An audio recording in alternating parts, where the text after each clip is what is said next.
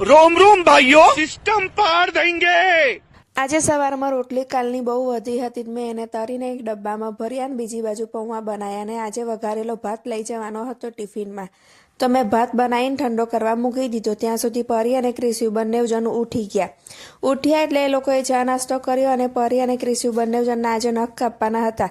તો પહેલાં પરીએ તો કપાઈ દીધા, પરંતુ ક્રિસ્યુની વારી આવી એટલે ક્રિસ્યુ ઘણા બધા નખરા કરવા માંડ્યો અને કે પેલા આ પગનો કાપ, અંગૂઠાનો કાપ, એવું ને એવું કરતો હતો. મેં એનો પગ પકડીને એના પગના નખ કાપી નાખ્યા અને હાથના પણ નખ કાપી નાખ્યા. ત્યાં સુધી પાણી ગરમ કરવા મૂકી દીધું. પાણી ગરમ થયું તો પરી કેવું નહીં આવું છું. મેં એને એવું કહ્યું કે તું હમણાં નાવાના છે, શું તને એક વસ્તુ બનાવતા શીખવાડું છું. તો પરીની પહેલા ધોરણની ચોપડી હજી રાખી મૂકી હતી. એ ચોપડીઓ ક્રિસ્યુ અંદર ચિત્ર જોવે છે અને કંઈક નવું શીખે. તો પરી પાસે મેં એ ચોપડી મંગાવી અને એક રબર મંગાવ્યું અને એને કહ્યું અને મેં પરીને કહ્યું કે આ રબર છે ને તારા માથામાં ઘસ અને પછી ચોપડીમાં તને જે ચિત્ર ગમતું હોય એની પર આ રબરને મૂકી દે. તો મેં એના માથામાં રબર ઘસ્યું અને પછી એને જે ગમતું ચિત્ર હતું એની પર આ રબર મૂક્યું અને વજન આપ્યું. તો એને થોડી વાર સુધી એ રબર ત્યાં દબાઈ રાખ્યું અને પછી એને રબર આમ ઊંચું કરીને જોયું તો એમાં જે નીચેનું ચિત્ર હતું એની પ્રિન્ટ પડી. તો એને ગજબનું લાગ્યું અને કહેવા મળી કે મમ્મી આ શું હતું? મેં કહ્યું આ તો એવું જાદુ છે. તો કે મને ફરી કરીને બતાવ્યું. મેં એને ફરી કરીને બતાવ્યું. પછી મેં એને કહ્યું કે જા એક રૂપિયાનો સિક્કો લેતા આય ને એક નોટ લેતા આય. તો એ રૂપિયાનો સિક્કો અને નોટ લઈને આવી. તો મેં એ સિક્કો નીચે મૂક્યો ને એની પર પાના ઉપર પેન્સિલથી આછું આછું ઘસ્યું તો એ સિક્કાની પ્રિન્ટ પડી. તો મેં એને કહ્યું કે જો આ પણ એક જાદુ જ છે. તો એને તો બહુ મજા પડી. પછી એ તો વારે ઘરે કરવા માંડી અને સ્કૂલે જવાનો ટાઈમ થતો હતો તો એ વહી નાવા પણ ના ગઈ. અને મેં એને કહ્યું કે જા હવે મોડું થશે. તો બસ એને મજા પડી કે તે વહી વારે વારે કરતી હતી ને મને બતાવતી હતી. તેને આઈસ્ક્રીમનો શેપ પાડ્યો છે. એને મેં કહ્યું કે હવે પાણી થાય છે ત્યાં સુધી હેડ હું તને ફટાફટ માથું ઓળી દઉં.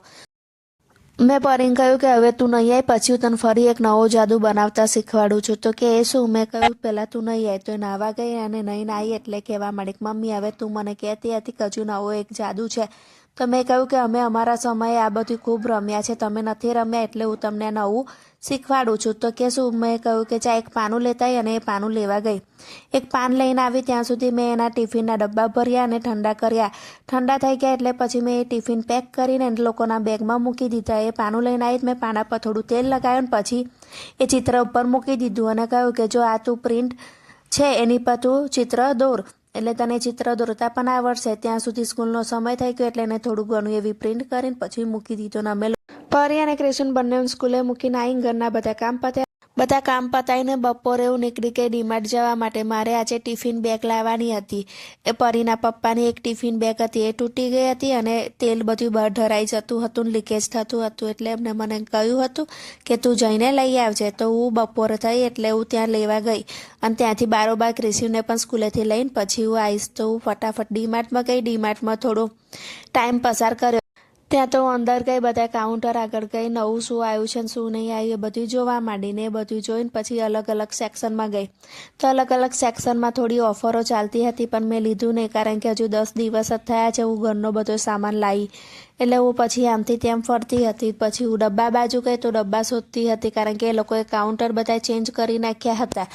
અને પછી આખરે મને ડબ્બાની જગ્યા મળી ગઈ એટલે હું ફટાફટ મેં બધા ડબ્બા જોયા. અંદરથી 2-3 ડબ્બા જોયા અને ચેક કર્યા કે કયો ડબ્બો સારો છે. વેરાયટી અવનવી હતી, ઘણી બધી હતી. ત્યાં તો મારી નજર પડી કે નાના છોકરાઓના ડબ્બા બહુ સરસ છે. તો મેં વિચાર્યું કે હું ક્રિશ્વીના બર્થડેમાં આવો કંઈક ડબ્બો આલીશ અને એ પણ સ્ટીલનો જ છે એટલે વધારે સારું છે. છેલ્લે મેં 3 ખાનાવાળા ડબ્બો લીધો અને એની બેગ પણ સારી હતી.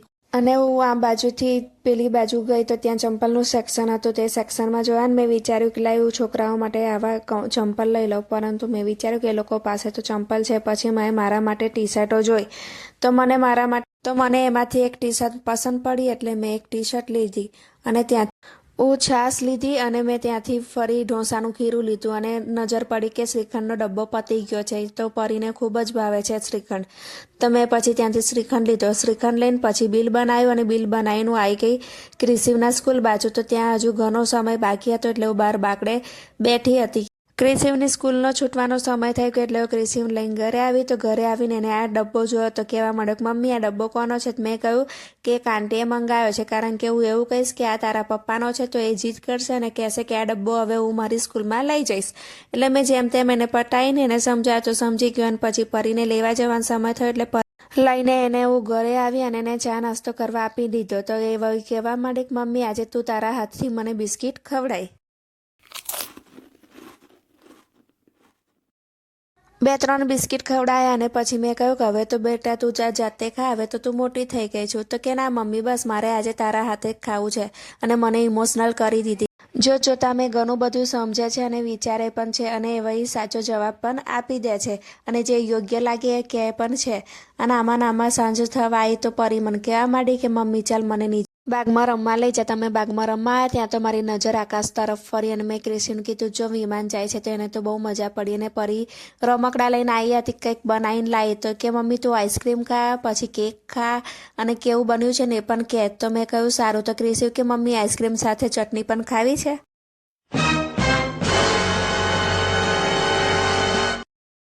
સાંજે અમે લોકો ઘરે આવીને જમવાનું બનાવતી હતી ત્યાં સુધી બંને જણ ખૂબ મસ્તી કરતા હતા. મેં એ લોકોને પહેલાં જણાવી દીધું હતું કે આ મસ્તીમાં તમે લોકો મારી પર આવી જશો. અને સાચેકમાં જ એવું થયું. બંને જણ મસ્તી કરતા એકબીજાનો વાંક કાઢતા હતા. પહેલાં તે માર્યું તો પરી કે ના પહેલાં તે માર્યું, અને બંને એકબીજાની ટી શર્ટ ખેંચી કરતા હતા. અને મેં એ લોકોને બૂમ પણ પાડી અને છેલ્લે કહ્યું કે હવે હું વેલણ લઈશ, તો પણ એ લોકો કાઢતા ન હતા. તો જો એ લોકો મસ્તી કરતા કેટલું બધું ઝઘડી પડ્યા છે. અને આખરે બંને જણ રડ્યા અને પછી ચૂપ થયા. અને અમારો આજનો દિવસ આમ જ પૂરો થયો.